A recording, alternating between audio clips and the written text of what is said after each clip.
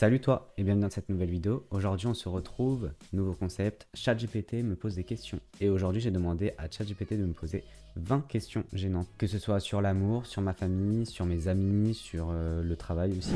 As-tu déjà trompé quelqu'un ou été trompé dans une relation? Quel est le plus gros mensonge que tu aies jamais dit à un ami proche? As-tu déjà profité de quelqu'un pour obtenir une promotion, une augmentation de travail? Y a-t-il un membre de ta famille que tu évite délibérément? Totalement oui. Bien évidemment, je mettrai les questions en photo là ou là pour te montrer que c'était bien les 20 questions et que j'ai pas demandé à ChatGPT de rechanger.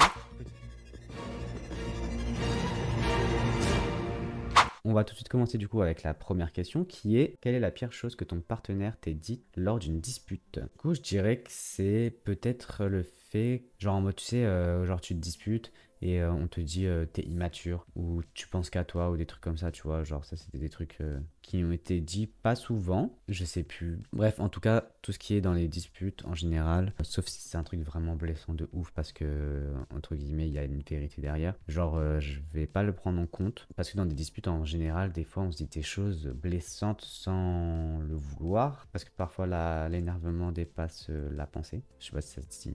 Bref, voilà. Mais du coup, je prends pas trop en compte ce qu'on me dit dans des disputes quand la personne dit ça juste parce qu'elle a le seum, parce qu'il y a un truc avant qui a été dit ou quoi que ce soit, tu vois ce que je veux dire ou pas?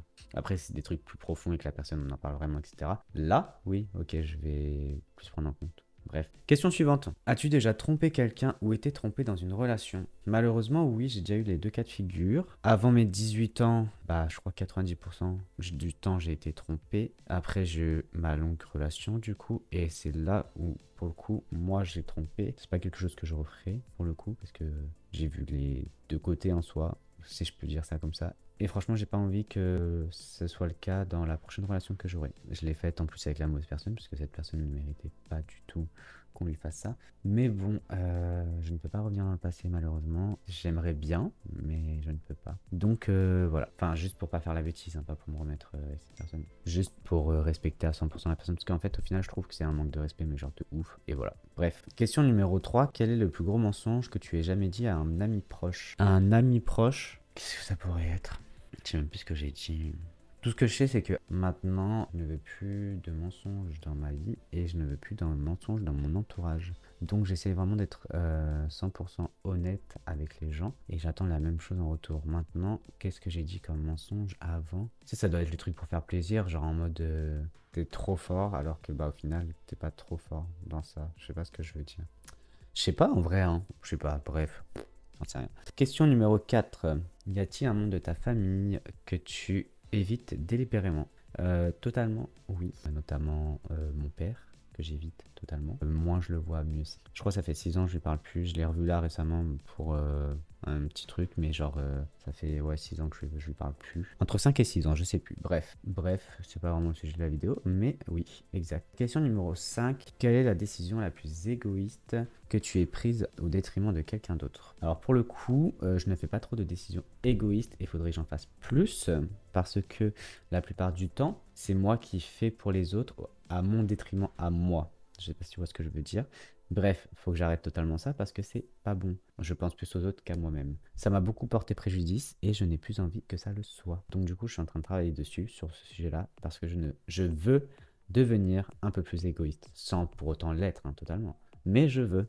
Donc, voilà. Après, quelle est la décision la plus égoïste que j'ai prise? À la rigueur, peut-être, allez, le truc le plus égoïste que j'ai pu faire, je sais pas, on va dire passer la journée avec mon ex plutôt que aider pour un déménagement. Voilà. C'est pas le truc de ouf, mais voilà. Ensuite, question 6. As-tu déjà eu des pensées négatives envers un collègue de travail et pourquoi? Oui, totalement. Alors, moi, j'ai travaillé chez McDo pendant un petit moment et je crois que c'est là où j'ai eu le plus de pensées négatives envers des collègues. Après, j'ai passé 6 ans là-bas, hein, donc il y a eu du monde, etc. Donc j'ai pu avoir le temps de détester des gens. Il y a une collègue que je détestais ouvertement et que on se le disait ouvertement devant tout le monde. On s'est même engueulé devant des clients. Elle, ouais, je la détestais et j'avais plein de pensées négatives pour elle. Après, négatif ne veut pas dire que je souhaitais la mort ou quoi que ce soit, hein. Attention, hein. Qu'on commence pas à déformer mes propos. C'est juste qu'au taf, on s'entendait pas et que j'avais pas envie d'entendre avec elle et que pour moi, c'était une mauvaise personne. Bref. Et surtout, une personne qui s'est inventé une vie. Et ça, je déteste ça. Et les autres personnes que j'ai détestées, c'était quand on a été racheté Parce que du coup, mon nouveau franchisé et ma nouvelle directrice n'étaient pas ouf du tout. Et franchement, ils étaient, je dirais, pas humains. Genre, si je peux écrire ça sans être trop méchant. Bref, mais ça sera une autre histoire. Question numéro 7. Quelle est la pire chose que tu aies dite à un membre de ta famille lors d'une dispute? Alors, il faut savoir que lors de disputes, même hors dispute en vrai, hein, genre je peux dire des choses vraies sur les situations ou sur les personnes sans arrondir les angles et du coup ça peut être pris comme si j'étais trop dur. Mais en vrai, genre, voilà. Bref, c'est nécessaire que je te dise ça. Parce qu'en gros, lors d'une discussion un peu... Pas fâché, mais moi, j'avoue que j'étais un peu saoulé ce jour-là. Sinon, il y a pas... C'était pas une dispute en soi. Hein. C'est juste que j'étais blasé. Franchement, j'étais... Comment dire? Irritable. Irritable, oui. Je sais pas si ça veut... Je sais pas si c'est ça le mot, mais bref. On va dire à fleur de peau, voilà. Je prenais un peu la mouche pour pas grand chose. Bref, on a commencé à me parler de famille. Et j'ai ouvertement dit à cette personne, est-ce que tu crois réellement qu'on est une famille? Voilà. Je ne dirai pas à qui j'ai dit ça, mais c'est quelque chose que je pensais et que peut-être je pense encore un petit peu parce que disons que j'ai pas la même vision de la famille que cette personne-là et que voilà, je sais pas comment dire les choses, mais en gros voilà. Bref, du coup, c'était un peu la chose la pire que j'ai pu dire à quelqu'un. Sachant que pour cette personne, on est vraiment une famille, genre. Ça lui a fait de la peine et je m'en veux. Désolé à toi en tout cas, mais c'est vrai que voilà, j'ai du mal à mentir quand je pense quelque chose. Question numéro 8.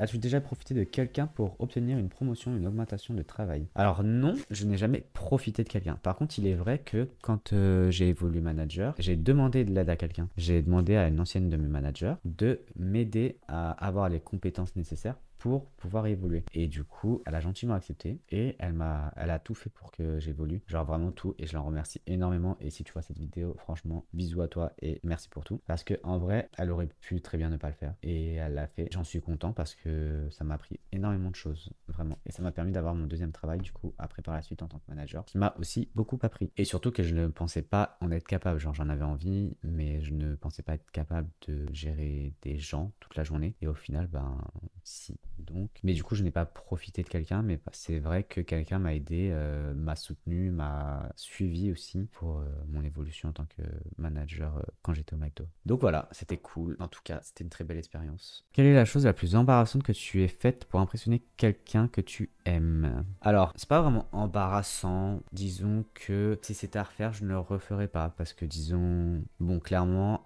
j'étais un peu le dindon de la farce et si j'avais su tout ce que j'ai su, je n'aurais pas fait ces choses-là. Genre comme par exemple louer une villa pour son anniversaire, exemple tout bête. Ou alors payer un hôtel 5 étoiles avec séance de massage et un resto dans l'endroit où on s'était connu. Bref, je n'aurais point fait tout ça si j'avais su déjà toutes les choses que j'ai su après. Et aussi que cette personne ne m'estimait pas du tout. Donc on va dire que c'est la plus embarrassante parce que vraiment, voilà quoi. Genre j'aurais pu éviter tout ça et je l'ai pas fait. C'est question numéro 10. As-tu déjà douté de la fidélité d'un ami proche? Alors oui, j'ai déjà douté plusieurs fois de la fidélité d'un ami proche. Maintenant, j'avais mes raisons et visiblement mes raisons se sont confirmées. Donc, comme quoi, faut toujours écouter ton instinct parce que en vrai c'est vraiment important hein, parce que ton instinct il te crie les choses et je te le dis c'est réel parce qu'en gros j'ai douté de la sincérité d'un ami et au final j'ai appris quelques mois plus tard que cet ami a voulu pécho la personne que je draguais et ça s'est fait d'ailleurs. Donc voilà, je parle plus à ces deux personnes-là, mais mon instinct me le disait. Donc, fais toujours attention à ton instinct. Parce que après, moi j'étais en mode, mais non et tout, c'est pas possible, mais non, mais non, mais non. Si, si, c'est possible. On arrive à la moitié des questions, du coup, si tu passes un bon moment avec moi, n'hésite pas à t'abonner à la chaîne, c'est gratuit et ça fait toujours plaisir. Lâche un petit pouce en l'air si tu aimes la vidéo et le concept. Et tiens, en commentaire, tu vas répondre à une des questions que je viens de répondre. Attends, avant d'entamer les autres questions. Tiens, tu vas me dire, quel est le plus gros mensonge que tu aies jamais dit à un ami proche? On va voir si tu assumes ce mensonge en commentaire. Alors, ensuite, question numéro 11. Quelle est la pire habitude de travail que tu as et qui agace tes collègues? J'ai deux trucs qui agacent mes collègues en général. La première, c'est que je suis, comment dire, perfectionniste. Du coup, quand les choses ne sont pas comme je veux, ça m'énerve. Par exemple, un truc tout bête, mais il y avait des casiers au McDo, par exemple, et j'avais mis toutes les étiquettes de tous les prénoms. Et en vrai, ça agaçait un peu les gens parce qu'au début, je m'étais dans une certaine... Bref, dans un certain ordre, et il y a des gens qui ont changé, et moi j'ai remis du coup dans l'ordre que j'avais mis les casiers. Ça agaçait un peu les gens. Je suis un peu maniaque des fois quand je fais un truc, voilà quoi. Mais c'est des trucs gentils, quoi. Le guide des campagnes, on l'affiche là. Voilà, donc regarde, il veut trifouiller les casiers. La mine. Elle m'appuie. Alors, moi j'ai dit je valide. Après, libre à vous. T'as dit je valide. Il y a un autre truc qui agace mes collègues aussi, c'est que, en gros, je vais être le manager qui va écouter ses collègues, je parle des équipiers, hein, qui va écouter les équipiers et qui va essayer de comprendre ce qui les agace, etc., etc., et essayer de faire mes retours, etc. Et du coup, aussi, je vais mettre la main à la pâte, par exemple, dans les commandes ou dans quoi, enfin bref, je vais préparer avec eux, quoi, des fois, quand je vois que c'est galère. Sauf que certains collègues ne le font pas. Et du coup, ils sont moins appréciés que moi, parfois. Après, maintenant, il y a des gens qui préfèrent les autres et voilà, hein, genre, moi je m'en fous là, je suis pas en train de chercher quel manager est le plus apprécié. Mais du coup, il y a d'autres managers qui m'apprécient moins parce que, du coup, eux sont moins appréciés des autres. Je sais pas si tu vois ce que je veux dire. Parce que, du coup, eux, ils ont pas envie de mettre la main à la pâte. Et des fois, ils entendent des ouais, mais la mine, lui, au moins, il nous aide. Des trucs comme ça, tu vois ce que je veux dire ou pas? Après, moi j'ai été élevé chez McDo, donc en soi, mettre la main à la pâte chez McDo, genre c'est normal, donc voilà. Mais dans les autres entreprises, parfois, non, le manager n'aide pas. Question numéro 12. As-tu déjà eu envie de quitter ta famille et de tout recommencer ailleurs? Alors oui, et je l'ai déjà fait. Après, je l'ai pas recommencé ailleurs, genre loin, ça c'est vrai. Mais oui, j'ai déjà quitté ma famille. Bah, je suis parti chez moi à 19 ans, donc en soi, oui. Et de base, je voulais partir à 18 ans, j'avais juste pas les finances. J'ai recommencé ailleurs, entre guillemets, genre à 20 km quoi. Enfin, même pas à 20 km. Je suis en train d'abuser là, je fais mon Marseillais. Genre 5 km plus loin, genre. Si tu connais dans la région 95, quoi, il y avait Franconville avant où j'habitais et je suis parti à Taverny, quoi. C'est, je crois, 5 ou 7 km peut-être d'écart entre les deux. Peut-être 10 max. Attends, j'ai regardé. Ouais, voilà, il y a 5 km 5 entre les deux. Mais bref, j'ai déjà fait. Et honnêtement, je pense de plus en plus à le refaire actuellement, genre repartir loin. Mais cette fois-ci, loin, vraiment. Pas en mode de genre 5 km. Genre j'aime bien le sud ou alors je sais pas un autre pays peut-être carrément. Après pour l'instant j'ai pas trop les finances pour parce qu'un déménagement ça coûte cher et commencer dans un autre pays ça coûte cher aussi. Donc voilà pour l'instant non je le ferai pas mais j'ai très envie. Et là pour le coup c'est pas que ma famille que je quitterai c'est proche aussi du coup. Enfin mes amis. De toute façon là ma famille elle habite loin donc voilà. Question numéro 13. Quelle est la chose la plus secrète que tu aies découverte sur un ami en fouillant dans ses affaires? Je découvre pas grand chose parce que en gros si tu veux par exemple mes amis des filles imaginons. Bah en gros si je leur demande, je sais pas moi, un chewing-gum, imaginons. On s'en fout là, c'est juste pour imaginer. Genre, imaginons le sac, il est à l'autre bout du canapé, c'est pour ça qu'elle a la flemme d'y aller. Donc, du coup, ben, elle me demande. Bah, du coup, moi, je vais les ramener à l'autre bout du canapé, là où elle est, pour qu'elle me donne le chewing-gum, alors que j'aurais très bien pu fouiller dedans, mais non. Genre, pour moi, c'est les affaires des gens, je les touche pas. Le seul truc vraiment que j'ai trouvé de gênant en aidant quelqu'un dans sa vie de tous les jours, c'était genre une fois où j'ai aidé dans le ménage parce que la personne a été overbookée ou quoi que ce soit. Bref, j'ai vidé le sèche-linge et en fait, j'ai trouvé des sous-vêtements, mais genre pas à lui, genre à sa meuf quoi. Du coup, voilà, c'est là où c'était le plus gênant. Du coup, j'ai arrêté et j'ai fait autre chose parce que voilà quoi. Après, j'étais un peu bête. Enfin, non, pas trop, mais je pensais pas tomber sur ça. Bref. Question numéro 14. As-tu déjà menti à ton patron pour justifier une erreur ou un retard au travail? Alors, pour une erreur, je crois pas avoir déjà menti. Parce qu'en soi, pour moi, genre, je vais faire une erreur. Ok, tu vas m'engueuler vite fait, mais tu vas m'apprendre c'est quoi derrière, la vraie, enfin, le vrai truc, tu vois, à faire. Mais pour un retard de travail, c'est vrai que j'ai souvent menti. De toute manière, tu peux pas assumer que tu es en retard parce que tu t'es réveillé un peu trop en retard. Ou alors parce que, je sais pas, t'as pris trop de temps sous la douche, j'en sais rien. Mais bref, c'est pas des choses que tu vas assumer. Tu vas forcément mentir un petit peu avec les transports notamment ou quoi. Moi, mon deuxième travail, il y a beaucoup de bouchons pour y aller, donc des fois, j'étais en retard à cause des bouchons. Et là, pour le coup, c'est vrai. Mais mon premier taf où genre j'étais au McDo, en soi, j'étais à 5 minutes en voiture. Mais sache que quand t'es proche de ton travail, c'est là où t'arrives le plus souvent en retard parce que du coup, t'es juste à côté et tu dis, ah, c'est bon, je suis à côté. Et genre, littéralement, pour aller à mon taf, je mettais genre 5 minutes en voiture. Bah, du coup, je partais 5 minutes avant. Sauf que, bah, non, il suffit qu'il y ait un tracteur qui passe. Je suis pas à la campagne, hein. Mais des fois, il se peut qu'il y a des tracteurs ou alors des bus qui se mettent devant toi.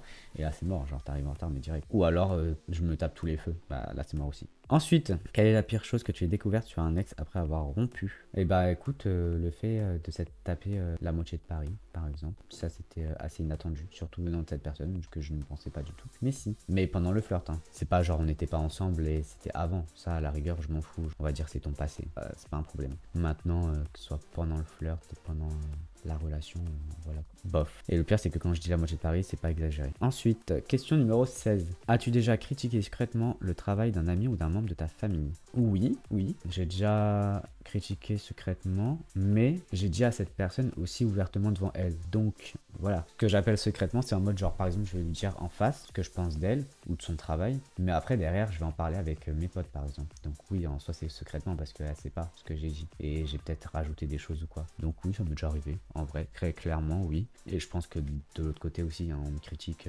secrètement. On va pas se nier. Mais déjà, à partir du moment où tu parles avec d'autres gens, même si tu as dit à la personne en face, hein, mais pour moi, si tu reparles après, derrière, avec tes potes, bah tu critiques ça secrètement alors. Question numéro 17. Quel est le plus grand regret que tu aies concernant une relation passée? Bah, comme je disais tout à l'heure, c'est d'avoir trompé. Genre vraiment, ça, c'est le truc que j'aurais vraiment voulu ne jamais faire. Malheureusement, je l'ai fait et je ne peux pas m'en vouloir éternellement, hein. Genre, faut que... Comment dire?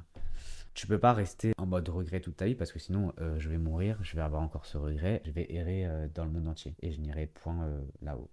Donc non, je ne veux pas avoir de regret. Maintenant, oui, c'est le plus grand regret que j'ai, ok, je suis d'accord avec ça. Maintenant, ça date de 3 ans, je crois. Donc je me suis pardonné en soi. Je me suis demandé pourquoi j'avais fait ça aussi. C'est très important de se demander pourquoi tu as fait la chose. Je me suis surtout promis de ne jamais recommencer. Notamment mon flirt d'après, je n'ai pas recommencé. Ça a été le contraire.